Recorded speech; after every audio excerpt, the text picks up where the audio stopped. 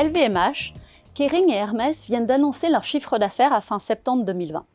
Les ventes de LVMH et Kering sont en recul de 21% pour les 9 mois écoulés.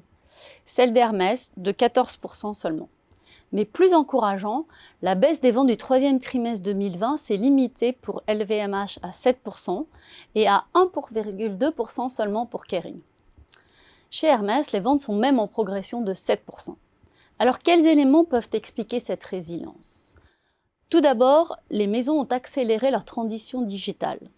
Celles qui disposaient de leur propre plateforme ont élargi leur offre produit et enrichi la diffusion de contenu. Elles ont porté leurs efforts surtout vers les millennials et la Chine en particulier. D'ailleurs, Hermès a vu dans ce pays ses ventes en ligne augmenter de plus de 100%. Quant aux acteurs qui ne disposaient pas de leur propre plateforme, ils se sont rapprochés des places de marché, les marketplaces en anglais, comme Farfetch ou Luxury Pavilion en Chine, sur lesquels le trafic et les taux de conversion ont bondi. Pour vous donner une idée, Maserati a mis en vente une centaine de voitures sur Luxury Pavilion. Et tenez-vous bien, elles se sont arrachées en moins de 18 secondes. Deuxième facteur, la consommation en Chine a été très soutenue, aussi bien en ligne, car la clientèle chinoise jeune et connectée, il faut rappeler que 60% des clients chinois de produits de luxe ont entre 18 et 30 ans et que plus d'1 milliard d'entre eux utilisent régulièrement les réseaux sociaux ou les applications mobiles. Les Chinois, ne pouvant plus voyager, ont également consommé localement. Et le secteur du luxe a fait preuve d'une grande créativité et capacité d'innovation.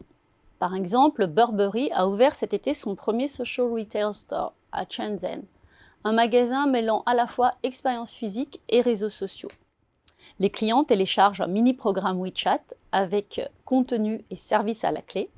Chacun bénéficie d'un avatar et plus il interagit en explorant la boutique en ligne ou offline, plus il aura accès à du contenu ou des offres exclusives. Burberry utilise ici la gamification pour récompenser ses visiteurs. Le troisième élément est l'adaptation du secteur à la demande des clients d'un luxe plus responsable. Dès le printemps 2020, un collectif de directeurs de la création des grandes maisons telles que Gucci, Saint-Laurent, le groupe Dries Van Noten et plusieurs autres a décidé de réduire le nombre de collections à 2 par an afin de mieux respecter les rythmes créatifs et de limiter la surproduction. De plus, les clients recherchent des pièces intemporelles qui pourront garder plus longtemps ou qui pourront avoir une seconde vie.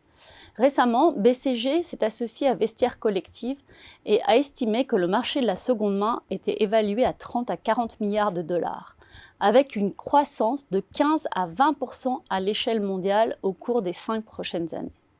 Rien de surprenant que Gucci se soit associé à Farfetch pour revendre des pièces de seconde main, ou que Miuccia Prada, du groupe Prada, lance une collection capsule de pièces vintage chinées et customisées. En parallèle, sous la pression de consommateurs, des lois prônant l'interdiction de destruction d'invendus voient le jour. En France, par exemple, la loi anti-gaspillage sera applicable à partir de 2021. En tout cas, des changements profonds se dessinent au niveau de la supply chain. De plus en plus d'acteurs se tournent vers une production limitée et une production lancée à partir de commandes reçues, ce qu'on appelle le make to order. Cette pratique se répand d'ailleurs chez les designers indépendants comme Telfar ou Kate, 2 marques de luxe accessibles. Pour conclure, le secteur du luxe a su s'adapter en accélérant sa transition digitale. Néanmoins, l'omnicanalité reste de mise et extrêmement important. Le marché chinois continue à rester prédominant, qu'il soit en ligne ou en magasin physique, et le luxe devient plus responsable. Les modes de production tiendront compte de la demande. Les clients recherchent des produits plus durables et le marché de la seconde main semble avoir un futur très prometteur.